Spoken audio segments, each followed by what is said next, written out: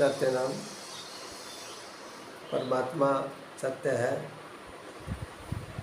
एक ओंकार वो एक है और वही सबका गुरु है। इसीलिए उसको वाहे यानी वो ही सबका गुरु है।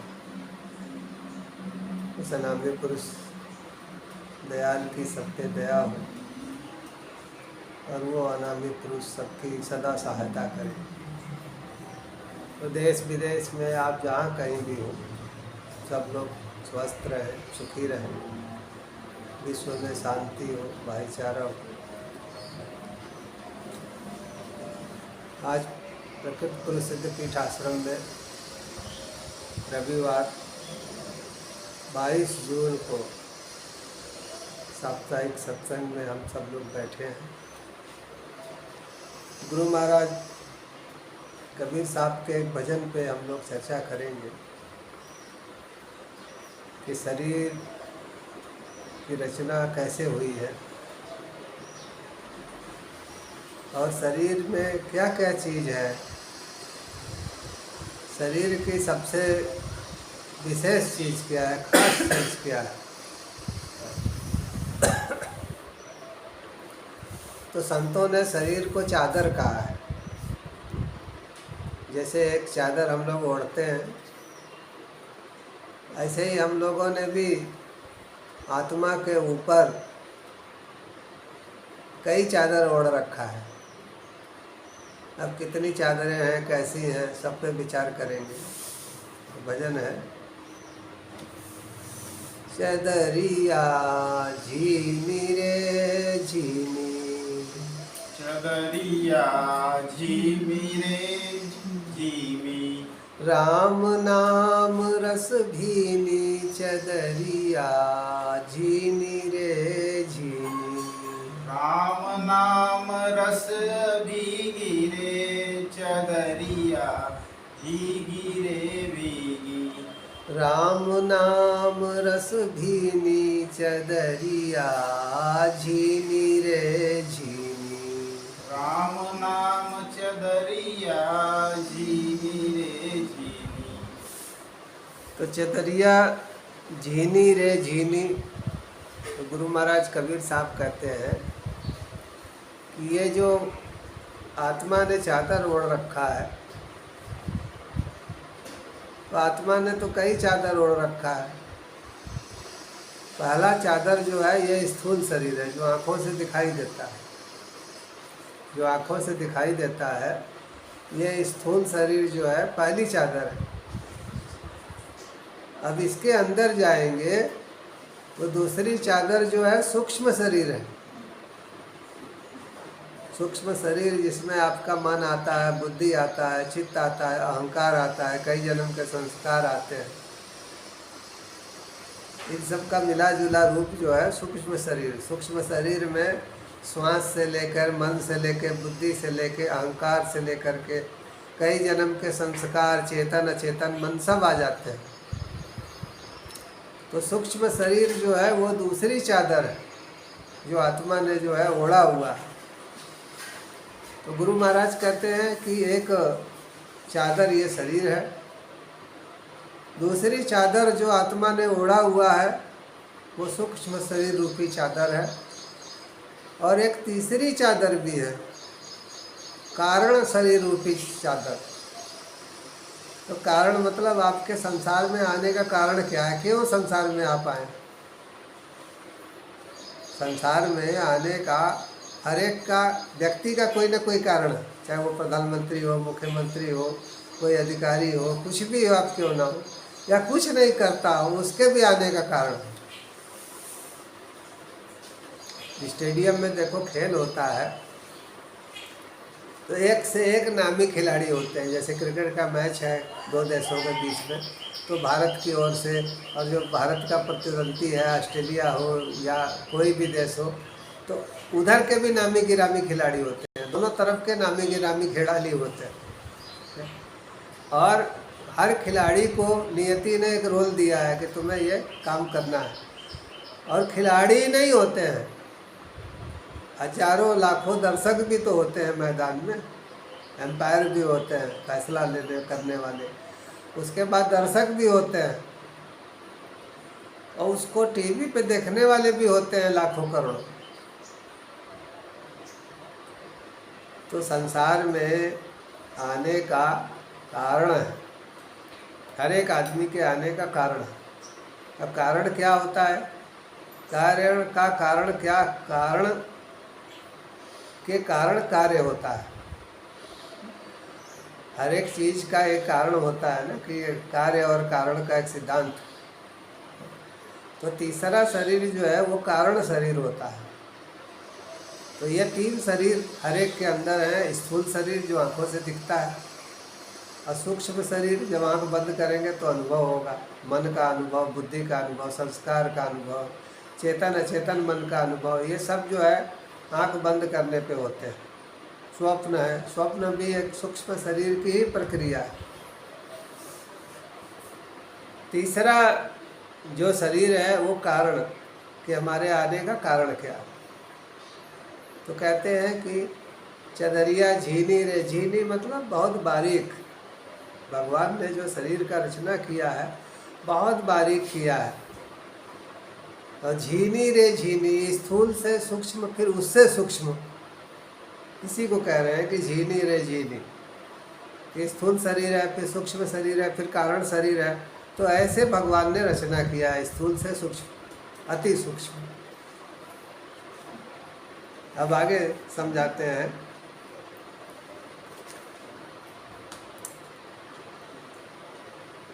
अष्टकमल का चरखा बनाया, अष्टकमल का चरखा बनाया, 5 तत्व की पूनी, 5 तत्व की पूरी, 9-10 मास बुनन को लागे, 9-10 मास बुनन को लागे, मूरख बैली कीनी, मूरख बैली कीनी, चदरिया झीनी रे झीनी।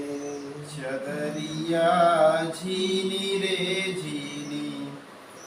तो इस शरीर की रचना जो हुई है उसकी एक खासियत और बताते हैं कि राम नाम रस भीनी। इस शरीर के अंदर जो आत्मा है ये राम के रस में भीनी हुई है। यानी कि आत्मा जो है परमात्मा के साथ अटूट संबंध है, अभेद संबंध है। राम के रस में आत्मा जो है भीगी हुई है, लेकिन उसका ज्ञान तब होता है जब व्यक्ति आत्मा के साथ बैठना शुरू करता है। आत्मा के साथ बैठने का किसी के पास फुर्सत कहाँ है? संसार के साथ बैठने में उसका बेचारा टाइम कम पड़ रहा है। तो कह रहे हैं कि शरीर में 8 चक्र हैं, मूलाधार से लेकर के सहस्रार तक। और कह रहे हैं कि ये 8 कमल दल चरखे की तरह है, जैसे सूत काटने वाला चरखा होता है। और चरखे में एक पूनी रहता है जिसके ऊपर से धागा जो है लिपटाता है। तो कहते हैं कि ये 5 तत्व जो है, कहा गया है ना, क्षितिजल पावक गगन समीरा, 5 तत्व जो। तो संक्षेप में सरल भाषा में आग है, पानी है, मिट्टी है, हवा है, आकाश है। तो कहते हैं कि 5 तत्व और ये शरीर के 8 चक्र, इनसे मिल करके चरखा जो है तैयार होता है, शरीर तैयार होता है। तो 8 चक्रों की रचना होती है और 5 तत्वों से मिल करके ये 8 चक्र जो है रचित होते हैं, बनते हैं। अब कह रहे हैं 9-10 मास बुनन को लागे। कह रहे हैं कि शरीर को तैयार होने में 9-10 महीने लग जाते हैं। अब कहते हैं कि मूर्ख मैली कीनी। कह रहे हैं कि शरीर के अंदर जो 9-10 महीने एक आत्मा काटती है, बहुत कष्टप्रद समय होता है। शरीर के अंदर जो है बहुत भीषण गर्मी होती है, और उस गर्मी में और उसी में मलमूत्र भी करता है बच्चा।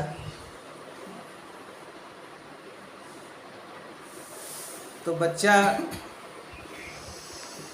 शरीर में के अंदर, गर्भ के अंदर खून के ऊपर ही जीवित रहता है।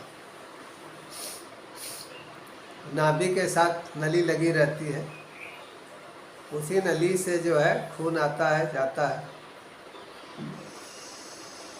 तो उसी से ही बच्चा जो है, खून से ही बच्चे का विकास होता है, खून से ही बड़ा होता है। जब माँ बच्चे के ऊपर नाराज होती है तो कहती है ना, 9 महीने मेरा खून पिया है। बड़ा होकर के भी खून पी रहा है, परेशान करती है, तो बच्चे कहते हैं। तो खून के ऊपर ही बच्चा जो है माँ के गर्भ में जीवित रहता है, और वो जब तक आत्मा को जन्म न मिल जाए तब तक अंदर जो है भीषण गर्मी में एक गुफा जैसे रहता है। एक गुफा में वो जीता है, जिसमें चारों ओर पानी होता है। पानी के बीच में एक थैली होती है गुब्बारे की तरह से, उसी थैली में वो रहता है। और बच्चा जो खून आता है उसी के जरिए ऑक्सीजन भी उसको मिलता है, खून के जरिए। बच्चा अलग से कोई सांस वांस नहीं लेता है, ब्लड में ही ऑक्सीजन होता है, उसी के जरिए जो है उसको ऑक्सीजन मिलता है। तो कह रहे हैं ये जो 9-10 महीने जो होते हैं, ये बच्चे के लिए काटना बड़ा मुश्किल होता है, बहुत भयंकर कष्ट में रहता है। और उसकी मदद के लिए, आत्मा को राहत पहुंचाने के लिए अंदर उसको सानिध्य मिलता है परमात्मा का। तो वो आना नहीं चाहता है गर्भ के बाहर, तो परमात्मा से निवेदन करता है कि मुझे मत भेजो। परमात्मा कहते हैं नहीं जाओ, तुम्हें एक खास कारण से भेजा जा रहा है, इस कार्य को करना है। तो आत्मा जो है वचन देती है कि हम जाएंगे तो आपको याद करेंगे, अपना काम जल्दी से ख़त्म करके जल्दी से लौटेंगे। लेकिन यहाँ आने के बाद सब भूल जाते।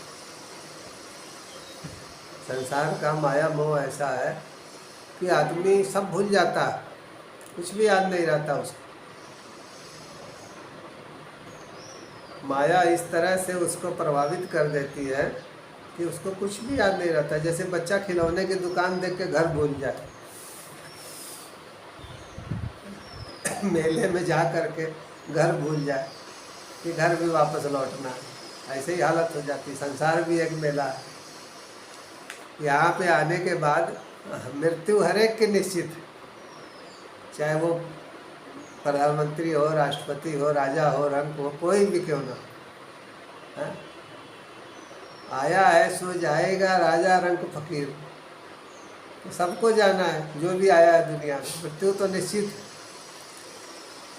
लेकिन जीवन में आपने अपने लिए, परिवार के लिए, समाज के लिए क्या किया, आप क्या करके गए हैं, ये महत्वपूर्ण है।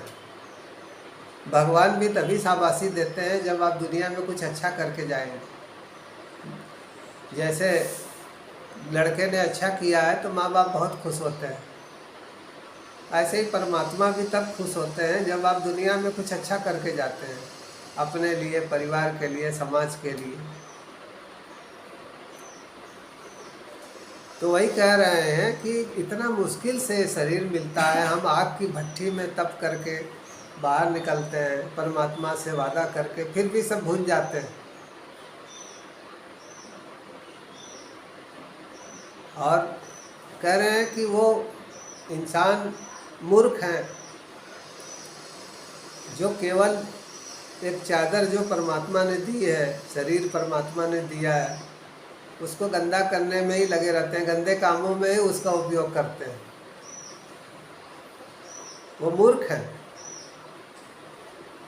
तो एक चादर हमारा शरीर है, दूसरी चादर मन है। तो कहते हैं जो मन की चादर है उसको इंसान गंदा करने में ही लगा है, गंदे कामों से, गंदे विचारों से। तो ये कोई बुद्धिमानी का काम नहीं, बेवकूफ़ी का काम है। तो कहते हैं कि जब आदमी शरीर धारण कर लेता है तो किसी न किसी गुरु का खोज करना चाहिए। आप अपना काम धंधा कीजिए, बिजनेस व्यापार कीजिए, परिवार को देखिए, शादी विवाह समाज में जो कुछ भी है सब करें, लेकिन किसी न किसी गुरु के पास भी जाना चाहिए। उसी को कह रहे हैं, जब मोरी चादर बन घर आई, जब मोरी चादर बन घर आई, रंग रेज को दीनी, रंग रेज को दीनी, ऐसा रंग रंगा रंग रे ने, ऐसा रंग रंगा रंग रेज ने, लालो लाल कर दीनी, लालो लाल कर दीनी, चदरिया झीनी रे झीनी, चदरिया झीनी रे झीनी, राम नाम रस भीनी, चदरिया झीनी रे झीनी। राम नाम रस भीनी, चदरिया झीनी रे झीनी। कह रहे हैं कि आत्मा जो है परमात्मा के साथ जुड़ी हुई है, तो राम के रस में भीनी हुई है, उसका एहसास नहीं है, आप खाली एहसास करना है। और कह रहे हैं कि ये जब मोरी चादर बन घर आई, यानी कि जब व्यक्ति जन्म लेता है, बड़ा होता है, तो स्कूल में पढ़ाई लिखाई करता है, लेकिन एक समय आता है कि जब किसी न किसी रंगरेज को दीनी, किसी न किसी संत रंगरेज मतलब संत महात्मा, किसी न किसी संत महात्मा के पास जो है वो जाता है। तो कह रहे हैं कि अगर एक अच्छा शिष्य है तो ऐसा रंग रंगा रंग ने लालो लाल कर दीनी। कह रहे हैं कि एक अच्छा शिष्य है, एक अच्छा गुरु है, तो वो बिल्कुल पूरा अपना अनुभव ही दे देता है उसको।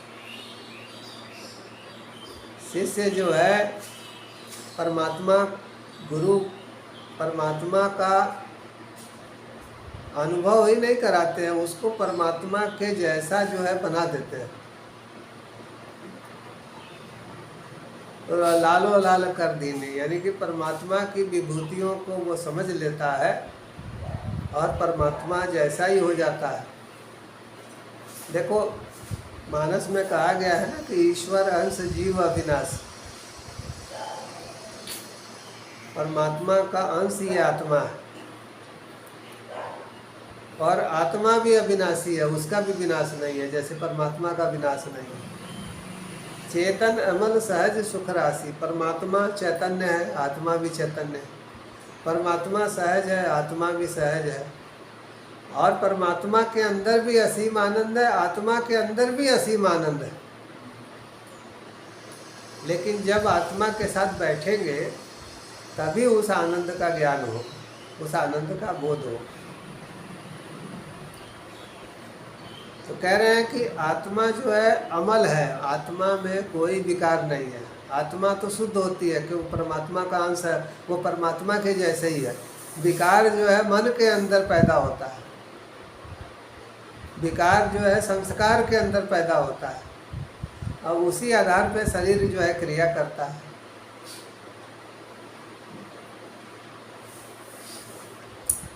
दोषी देखो संस्कार होते हैं, लेकिन भोगता शरीर है बेचारा, जैसे गेहूं के साथ घुन पिस जाता है। अब सोचो कोई पहलवान आदमी है, उसको किसी ने गाली दिया मुंह से, तो गाली तो मन और मुंह से दिया ना, लेकिन शरीर थुरा जाता है पहलवान के हाथ, पहलवान के हाथों जो है शरीर पिटा जाता है। तो गेहूं के साथ जो है वो घुन, कहा गया है ना कि जीभ जो है दांतों के बीच में रहती है, चारों ओर दांत है, बीच में जीभ रहती है, लेकिन जीभ को बोलने से पहले 100 बार सोचना रहता है कि ऐसा ना हो कि कुछ उल्टा बोले, कोई पहलवान दांतें तोड़ दे। तो वही बात कही गई है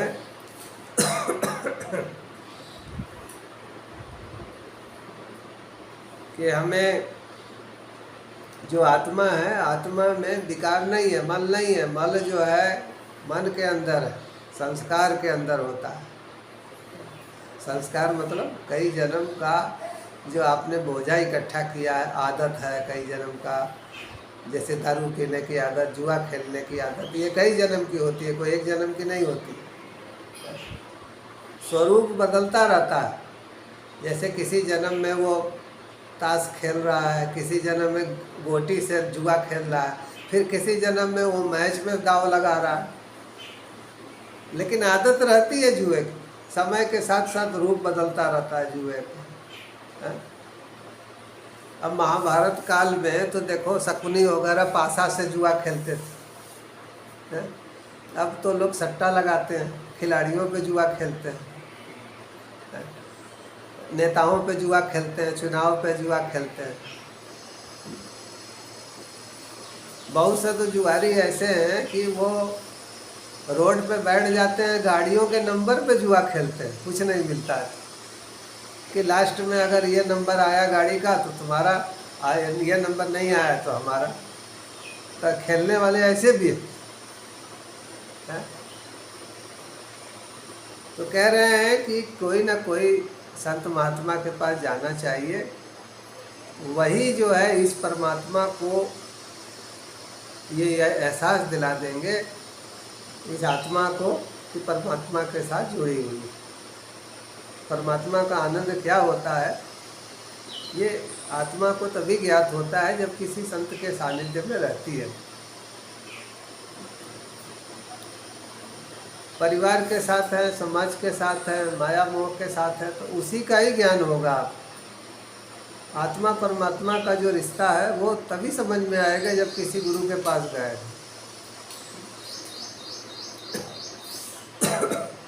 अब आगे कहते हैं कि आपको शरीर मिला है। मैंने बताया ना, स्थूल शरीर, सूक्ष्म शरीर, कारण शरीर, 3 शरीर मिले हैं, तीनों इसी के अंदर। एक दिखता है, 2 दिखते नहीं।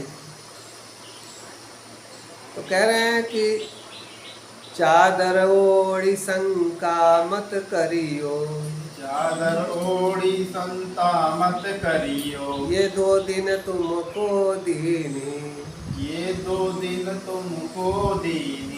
मूर्ख लोग भेद नहीं जाने, मूर्ख लोग भेद नहीं जाने। 3 मैली कीनी, 3 मैली कीनी। चदरिया झीनी रे झीनी, चदरिया झीनी रे झीनी। राम नाम रस भीनी, चदरिया झीनी रे झीनी।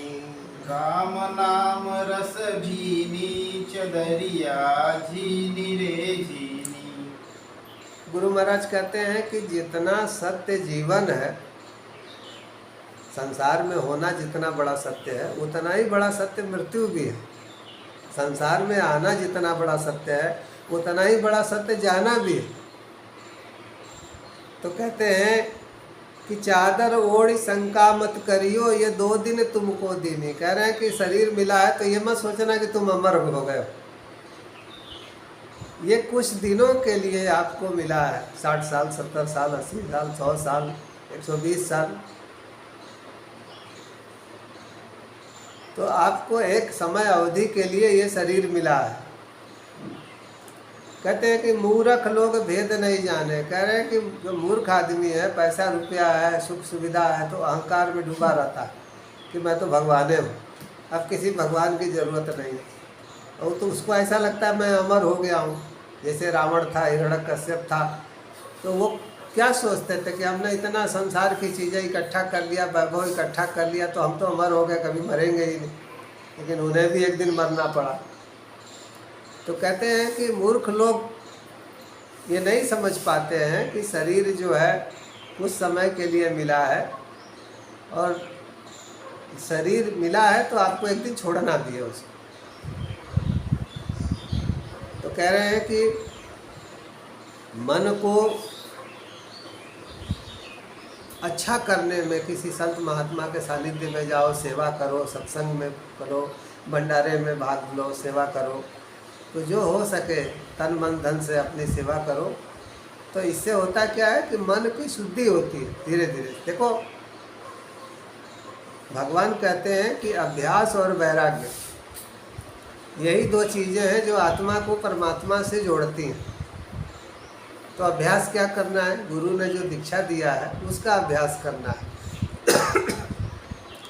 और वैराग्य कैसे पैदा होता है? तो वैराग्य सेवा से पैदा होता है। जब आप सेवा करते हैं तो आपके अंदर जो है वैराग्य पैदा होता है। देखो किसी को कंधे पे रख करके लोग ले जाते हैं, राम नाम सत्य है, तो जितनी देर तक फूकते हैं, घाट पे रखते हैं, वैराग्य आ जाता है ना कि क्या जीवन है, आज वो जल रहा है, कल को हमें भी ऐसे ही कोई उठा के लाएगा। वैराग्य कुछ ही देर का है लेकिन आता तो है ना। तो सेवा से वैराग्य आता है। इसी तरह से जब किसी संत महात्मा के पास जाते हैं और वहाँ सेवा करते हैं, सत्संग में, आश्रम में, भंडारे पे, जो कुछ भी करते हैं, चाहे तन से, मन से, धन से, किसी भी रूप में, तो आपके मन की शुद्धि होती है। आपके आत्मा के ऊपर के पर्दे हटते हैं, जो चादरें हैं ये हटना शुरू होती है। कोई चीज़ ढकी है तो कैसे, दुल्हन ने मुंह ढका है तो कैसे दिखाई देगा? ऐसे ही आत्मा ने भी अपना मुंह ढका हुआ है। एक चादर शरीर है, दूसरा मन है। अब ये दो चादरें हटाओ तब ना आत्मा को देखोगे कि कैसी है, किस रूप में है। अंत में गुरु महाराज कहते हैं,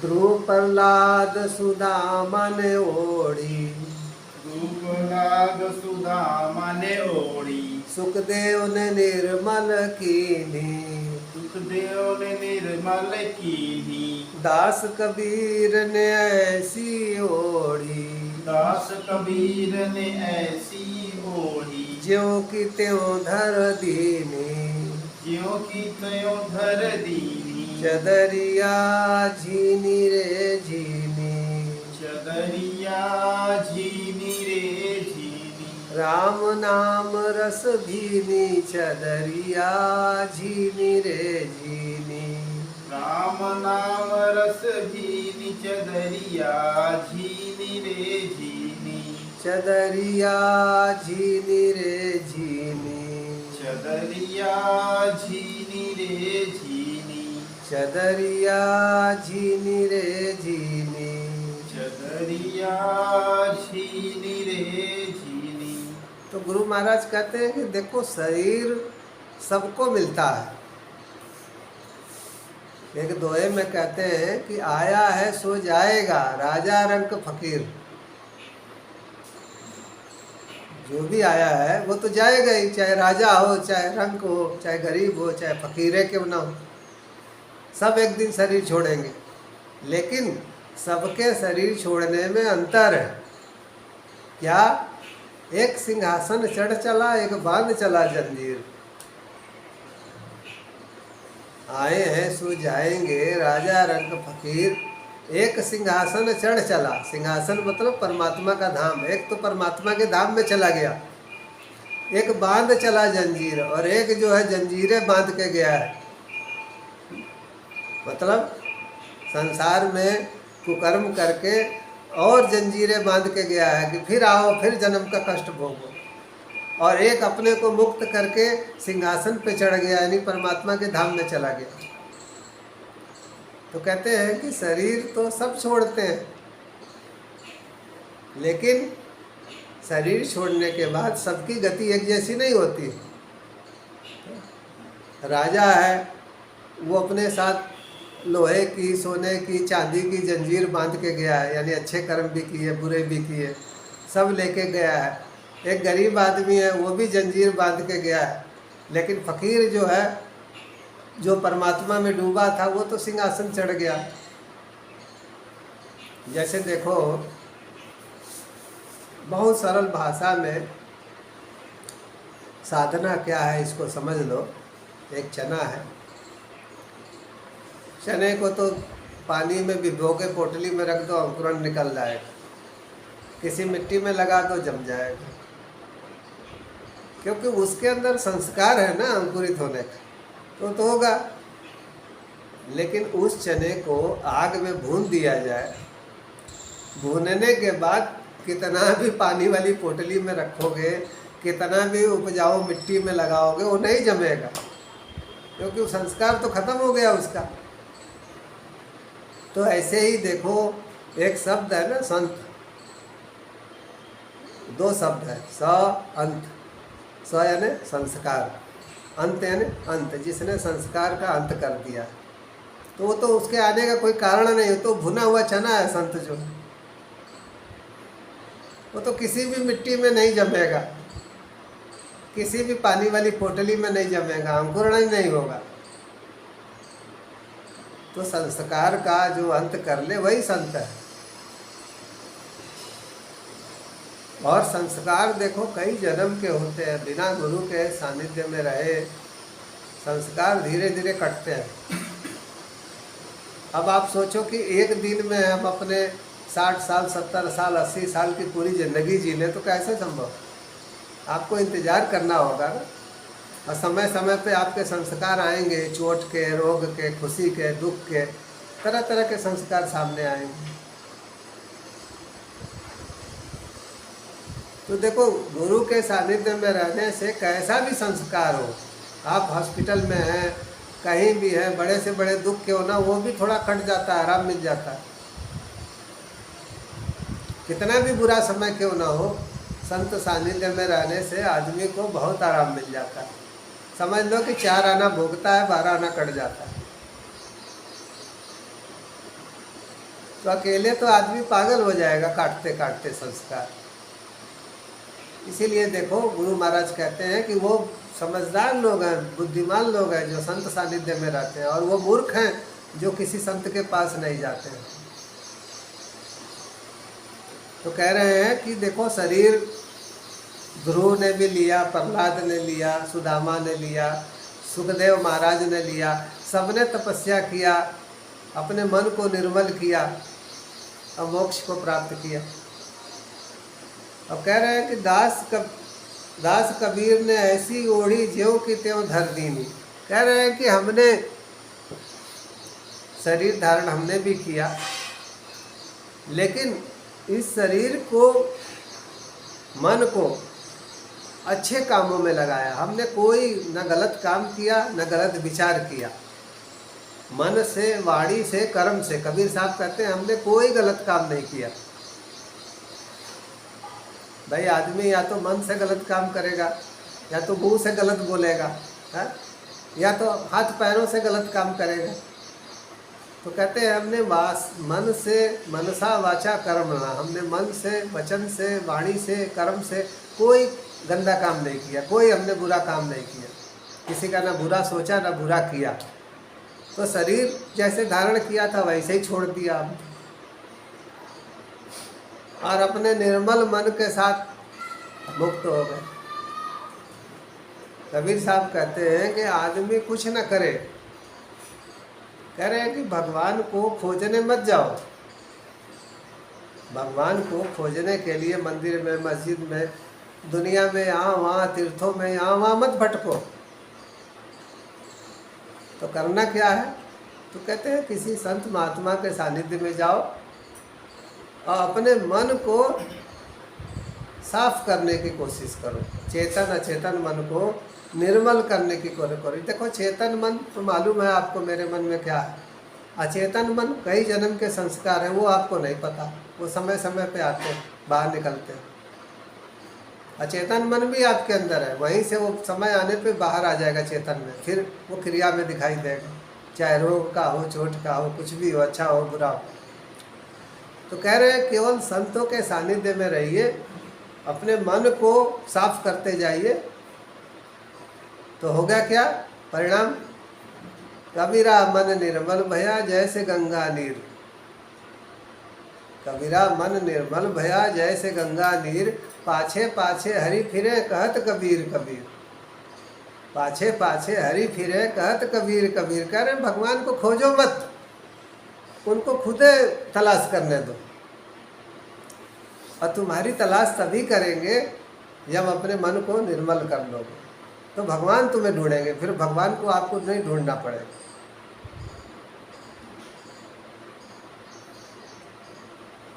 कह रहे हैं कि मेरे तो पीछे पीछे भगवान घूम रहे हैं, कबीर कबीर कबीर करते हुए। तो मन निर्मल होता है सेवा से, अच्छे कर्मों से, और अपने यथा सामर्थ्य, जो भी आपकी सामर्थ्य है उसके अनुसार करना चाहिए। अब इसी को भगवान ने जो वैराग्य में, सेवा जो है वैराग्य में ही आता है, और अभ्यास में जो गुरु ने बताया है वो अभ्यास करना चाहिए। आज इतना ही। आश्रम में गुरु पूर्णिमा 10 जुलाई को, गुरुवार 10 जुलाई को मनाया जाएगा, और आश्रम में उसकी तैयारियां चल रही हैं, और कोशिश कर रहे हैं हम लोग कि सब लोगों तक आश्रम का कार्ड पहुँचे, निमंत्रण पहुँचे। आप सभी लोग सादर आमंत्रित हैं, और उस दिन आप लोग आए, सत्संग सुने, प्रसाद ग्रहण करें। जो आप सेवा कर सकते हैं अपने सामर्थ्य अनुसार करें। आज इतना ही, हम लोग प्रार्थना करेंगे। ब्रह्मानंदम ब्रह्मानंदम परम सुखदम परम सुखदम केवलम ज्ञानमूर्तिम केवलम ज्ञानमूर्तिम द्वंद्वातीतम द्वंद्वातीतम गगन सदृशम गगनसदृशं तत्त्वमस्यादिलक्षणम तत्त्वमस्यादिलक्षणम् एकं नित्यम एकं नित्यं विमलमचलम विमलमचलं सर्वधी साक्षिभूतम सर्वदी साक्षीभूतं भावातीतम भावातीतं त्रिगुणरहितम त्रिगुणरहितं सद्गुरु त्वं नमामि, सद्गुरु त्वं नमामि सद्गुरु त्वं नमामि। सद्गुरु त्वं नमामि।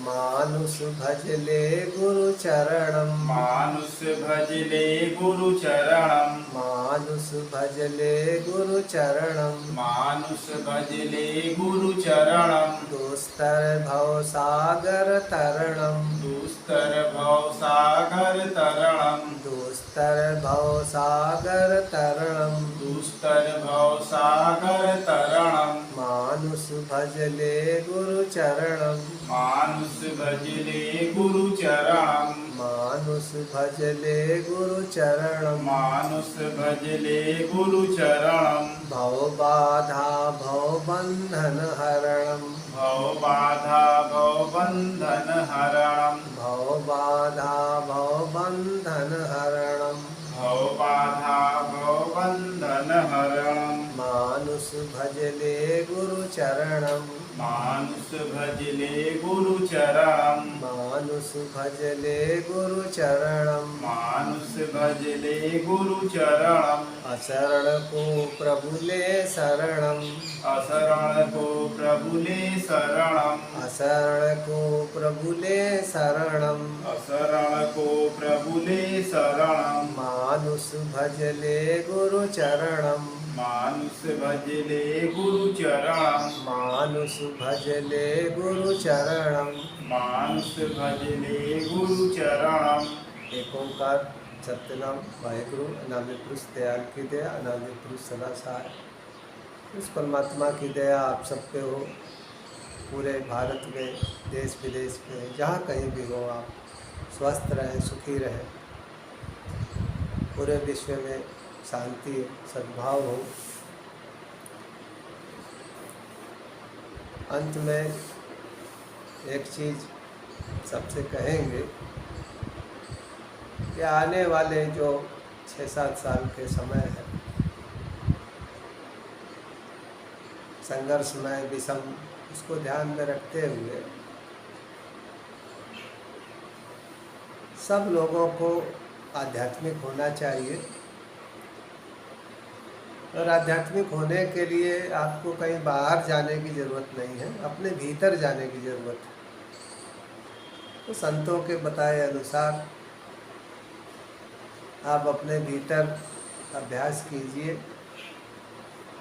और जो भी हो सके परिवार की, समाज की सेवा कीजिए।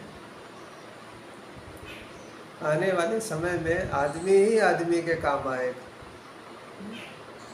बहुतों के पास पैसा होगा लेकिन आदमी नहीं होगा। इसीलिए आप सब लोग एक दूसरे से भाईचारा रखें, अच्छे संबंध रखें, इंसान को इंसान की नज़र से देखें और अपने भीतर इंसानियत की भावना रखें कि सबके सुख दुख एक जैसे हैं। जो हो सके हमें सबके लिए करना चाहिए। सत्य सत्य।